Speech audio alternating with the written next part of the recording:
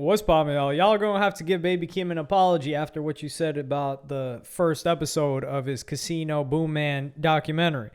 And by y'all, I mean, not just me, of course. But I was talking about him in the previous episode 1, where I did a whole video on it. And I was saying that I wanted to see more. I wanted to see Baby Keem leave Kendrick Lamar behind, number 1. And number 2, I didn't want him to ride off of this West Coast thing that was going on from what we've seen with GNX and the success of that. And I listened to the whole Baby Keem album twice, actually, so far. So we're going to split this video up into first, kind of talking about the documentary part, and then track by track, because I just took a bunch of notes while I was listening to the album. So I'll have that in some timestamps down below. So off rip, I want to go through a couple of different clips. One of the criticisms that I had, and I'm somebody that's really enjoyed Baby Keem. I didn't listen to his first tape when it came out, or on the Black Panther soundtrack.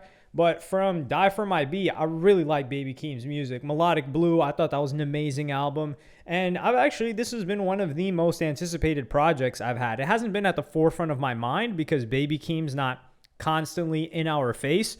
But there's a reason why I listened to this and have gotten this out before I've gotten other things out regarding artists who I actually enjoy as well. But I didn't have as much anticipation for their albums to listen to and to talk about. So with the West Coast thing, one of the criticism that I had was like, yo, Baby Keem, like, he left LA when he was really young. So like, when are we going to hear about that and hear more about Vegas? Because Vegas is a place we don't get many popular rappers from. Vegas people constantly complain about their city having tour stops or tours not stopping at their city. Granted, they have some big festivals, and an artist is going to make their way to Vegas at some point in time, whether it's to perform at Dre's or any number of other appearances. So a lot of the time they don't book tours there. So it's like Vegas is one of the biggest attractions in America, but we don't really know too much about it if you haven't been there, especially in the rap sphere. So the first thing Baby Keem talks about is kind of like the griminess of Vegas. So I'm gonna play you guys that clip right now. I'm like, oh, I got an auntie right here and an auntie over there. So I used to be like 4 years old going all the way around the big wheel. Like take the big wheel and then go eat their food. So I was just that kid that just like always just like running around ever since. And then there's these girls. She was like my girlfriend. I had a couple girlfriends like in school, like 4 years old. It was this family. It was just a bunch of girls. And I used to just go over there all the time. And I guess the dad was never home. And then all of a sudden I go over there. I'm like, bro, there's boards on the window. Like, what happened? Like the dude did some foul shit, got home, like killed 3 of the siblings. Like that would happen. It was like weird in Vegas. Like. So one thing that Keem's auntie, or the lady, different lady, I think that was talking in the preceding clip to the one that I played for you guys, she was just saying like, oh, Vegas was better because, you know, we could let Hakeem go outside and play and we wouldn't have to worry about the neighbors. So it was an upgrade from where he was originally born, but you still get this crazy violence that happens in Vegas, like in this scenario. And also Vegas is another place where a bunch of people moved to after Katrina. So some guy that grew up with Keem, he talks about Vegas. I grew up in Las Vegas. I'm from New Orleans, Louisiana. Keem, that's my brother. When I came here from Hurricane Katrina in 2005, so I was a kid.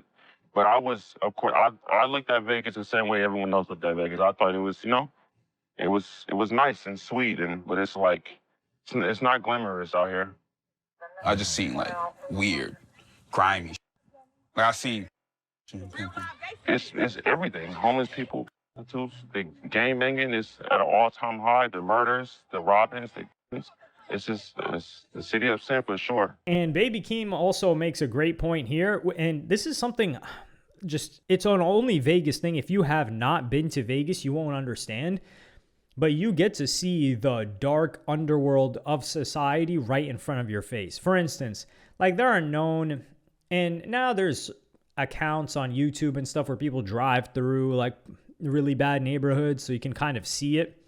But before this, and generally speaking, like for example, like everyone knows about Fig, right? Like that's where they line up to sell their bodies. But you're not going to see prostitution in the majority of cities in America unless you go to it. Like, you're not just going to, oh, whoa, I just ran into a person that's selling themselves. That's not really going to happen. And usually where they sell themselves is out of the way, and it's usually in a lesser desirable neighborhood. But Vegas, it's happening everywhere, and it's right in front of you. And the first time you see it, it's almost like, whoa, this is going on? And it's so in front of your face. And that's something that, if anyone that's been to Vegas, you know. I mean, if you grew up in Vegas, of course, you know. But yeah, so there's that. And then now I kind of want to talk a little bit about the album track by track. I have my notes here. So first off, we're going to start off with track 1. So track 1, I really liked how this starts. This is the intro, and it does start off a bit calmer, which is more of what we're used to with Baby Keem. But it shows us the direction we're going to go on, or expect to go on, for this album, which is a bit more personal of a direction, which reflects on the documentary from what we've seen thus far. A lot more lyrics involved, and him taking his shots. Also, a lot of honesty, because we haven't really seen him like live or what his life is about. It's something that he's taken from his cousin Kendrick, and I think it served him well. Also, I really like the touch at the end of this track where you have the slot machine spinning, and there's this level of vulnerability, especially talking about his own mother and putting her business out there, that I like. And that's a theme that we're going to see throughout here. We're going to see his mother appear, his family, everything that we didn't know about Baby Keem before. So in track 2, I enjoyed this track as well. I feel like we got several different flows out of Baby Keem on this one, and 2 different bars that stood out to me. One of them was, I don't know why the Solana bar really hit. Maybe because it maybe refers to like the quirks that Baby Keem has or had in terms of him being a gamer and being involved in online communities, him being into PCs, crypto, Minecraft, streaming, all that stuff before rap, or in tandem with rap, because he's always been involved in music in some capacity. And it gets him being vulnerable in a track that's a little bit more high energy too. Like his grandmother passing away in his own crib, who she had a profound impact on him in his life. And also his initial struggle of whether he should or should not try to appease the masses in his career. In track 3, so far we've got 3 completely different tracks. Like the background vocals here and the instrumentals stick out the most. It's really pleasant. I will say though, was he dissing B.O.B. when he's like talking about like a clown, B.O.B.? That stuck out to me too. I was like, yo, is he talking about the rapper B.O.B.? Now keep in mind, I didn't look up the lyrics. I probably will do this after I make this video, but I just want to give my pure, raw, unfiltered, like first impression. That's what I heard. So I'm going to have to look into the lyrics for that one. But this is an enjoyable track too. And this is a track that I would come back and listen to. I feel like for some people it might be an acquired taste, but it's definitely not something I would skip. So track 4, this track was really unexpected. When we all saw that Kendrick Lamar was going to be featured on here, looking back at their history, they had a lot more high energy smash hit tracks. And for them to come together on a track for women is a new direction that they're going in, or showing us. It's a little bit experimental. I really do like this song. Do I like Kendrick Lamar on it? I mean, his verse is good, yeah. The Young Thug line was a good opportunity to get some attention and headlines towards it. I think that's what he was trying to do, which it was a funny bar. I think it was a good move by Kendrick, but I do also think that this is doing some sort of a setup for what Kendrick Lamar is going to come with next. As for the girl on the track, she was really the standout in terms of music for this. Really enjoyed her voice on here. And yeah, we're getting an arrangement of different tracks so far, but as of now, they do fit together. Hopefully it doesn't continue and turn into like a playlist type of sound later on. For track 5, this one wasn't labeled as a Kendrick Lamar feature. We saw the preview when Baby Keem was recording this on the documentary first episode that came out, like the pilot one, in the lead up to the drop of this album. I like Kendrick Lamar on here. If I had to guess, the reason why they didn't want to label the Kendrick Lamar feature, it's because they didn't want the majority of the attention to go to this track in comparison to the prior track. I can understand, although we're not even halfway through the album, and we have 2 Kendrick Lamar features right now. I don't want to see many more. Like the criticism I've had before, Baby Keem was, it's like, yo, it's time to cast that man aside. You're talented enough to not have to work with him, or it's not to not have to work with him because that's family. and they do work well together, but not have to keep the label of being attached to him. Think of like a Don Toliver and a Travis Scott, right? Initially, it was Don Toliver as Travis Scott's artist. But right now, we see Don Toliver as Don Toliver, not Don Toliver, the Travis Scott signee. Overall, this was a great song. This is the standout Baby Keem expected track that I was hoping to get at least one of these on the album, and he delivered. So track 6 is a bit of a pattern interrupt, another different sounding track. This is something that I feel like newer Made in Tokyo. If you listen to any Made in Tokyo in the past couple of years, this is a type of sound that I would expect him to be on or even producing. I do like the fact that he prefaces it as he's not a lyricist on the track title, because we all know that about Baby Keem, but he's demonstrating his ability to write some songs here, like write some cool lyrics. And it sounds like Andre 3000 at the end of this. I don't know if it is or isn't. I didn't bother looking that up, which I will after this. But like I said, this is just my raw, unfiltered thoughts and notes while listening to this. Overall, this was really, really good. So far, we're over halfway through because it's 11 tracks. I'm enjoying this album thoroughly. I can't say it's not what I expected because I didn't have any expectations of a Baby Keem album in terms of sound. I didn't know what it was going to sound like. I didn't know when it was going to drop. I had no hint of what he had been making. He's just been gone for so long, but it's clear that he's been working on his craft this entire time. For track 7, when you see a feature like Too Short, what you expect is what you get. You get that West Coast bounce type of instrumental. You get Too Short doing his thing. Standard Too Short. I've never personally been a big fan of West Coast, especially Northern California rap music like that. I wasn't a hater of it or anything. It's just okay. So no points taken off there for me. Baby Keem, though, this is a new style for him, and I enjoyed it overall. So we get a different type of Baby Keem sound on here as well. It's an okay track. Will I revisit it unless it's listening to the album from top to bottom, which I've already done another time, but plan to do a couple more times? No, probably not on its own as a solo track that I would just randomly play, but that doesn't mean it's a bad song. It's just not something that appeals too much to me on its own. So track 8, this by far, so far, is my favorite song on the whole album. And yeah, it's still my favorite song on the whole album because as I'm recording this, I've already listened to the whole album. We get a perspective of Baby Keem, his childhood, his upbringing. It doesn't come off as try-hard. He shows these vulnerabilities that may be interpreted as corny if they were said in a different way. Like when he's talking about, oh, I don't do drugs, or I'm just holding a zip of weed, the immediate thought you have is, oh, is he saying he's dealing? Like when he's saying he's holding the zip, because that's what he says first. Or is he saying he's smoking it? And then he's like, nah, I just hold it for the homies.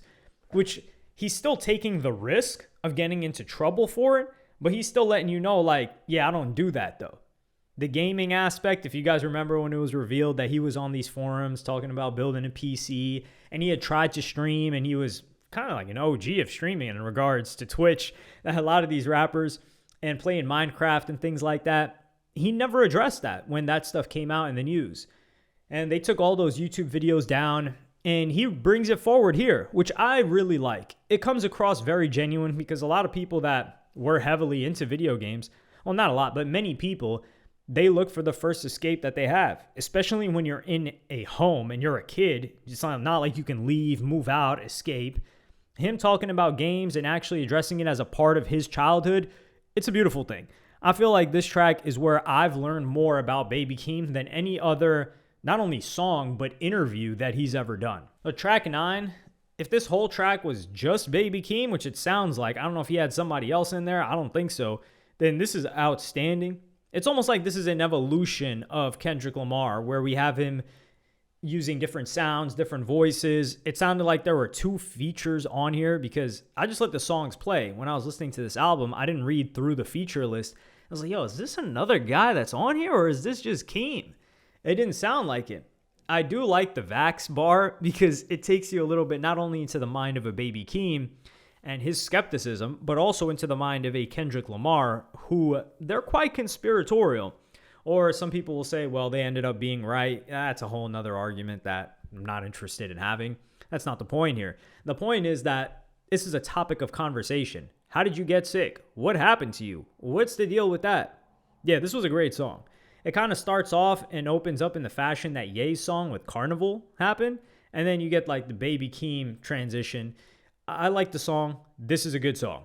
So track 10, I wish I could say this song was unexpected, but after seeing and experiencing what Baby Keem did with 16, which was a sleeper hit off the Melodic Blue, people now look at the numbers and they're like, bro, it was obvious that was going to do numbers. No, it wasn't. They didn't push that song. It just slowly grew over time. It was a sleeper hit. And also my favorite song on the Melodic Blue immediately when it dropped. Here we get a song not like 16, but it's almost like the ending of a popular 2000s like American movie or something. That's the first description I could give, at least emotionally, and that is with the utmost respect and appreciation for it. We've gotten a full range in just 10 tracks of Baby Keem. At least on first listen, this didn't feel like a playlist. It doesn't feel like that. I think it's because the topics that were covered throughout the project are quite cohesive, so it still feels like an album. But if you were to just take the general sounds, this is everywhere, and nobody can ever make any type of criticism towards Baby Keem of, this guy just makes the same song. Not that that's something he's ever had to deal with. So track 11, and this is the last track. I like how this track kind of like abruptly ends towards the end while you still have like the ringing sound. And it's a very coming to maturity moment for Baby Keem on a personal level with the relationship with his mother. Overall, this is a great one. One thing that Baby Keem needs to get credit for is that he structures the intro very well and everything that the intro brings you into. It's kind of like the intro brought you into his world, both sonically and thematically for this album. And he takes us through this whole journey, and then at the end, he gives us a good resolution. In a very emotional song like this, even if you didn't experience anything close to what Baby Keem has shown and talked about throughout this, you still feel a level of emotion, almost like this relatability. If he's able to forgive his mother for what she subjected him to, including but not limited to smoking cigs in the house, like come on, which is one of the most disgusting things ever. I cannot stand that. Then anything that most other people hold against their parents that is probably a lot smaller or less of a deal than what Baby Keem had to go through. It's not just the cigarette thing. It makes you reevaluate your relationship, and perhaps the death of his grandmother like caused him to become more like this. But even during the documentary, he kind of talks about, or how like felt like, at least in the song, his mom didn't really mess with him or even want him. So I'm gonna play you guys that clip right now. When we started feeling like we have to take care of Hakeem was when he was about like 2 years old. It's not that Janice did not want to have a kid. It was more so that during the time when she was pregnant, she was having complication with her Hakeem's dad. So then she would like go in and out of like crying, and then it was her first kid. You know, so it's not that she didn't want to have him. It was just complicated. So this clip was from the documentary, and he even refers to himself as a bastard in some lyrics in this song because his dad wasn't really present. And then here his auntie, she's talking about how like, yeah, you know, his mom was going through a lot. So you could probably expect that he felt like, yo, do they even want me around? And in an interview, or actually at the listening event for Casino, he was saying, for me, when I made this album, it was originally named after my mom. I was trying to find that pocket. I realized that was unfair in a way. There's so many people that helped me become who I am today. My grandma passed away last year, same month. I wish she was able to be here, but she's here in spirit, I think. I like to believe.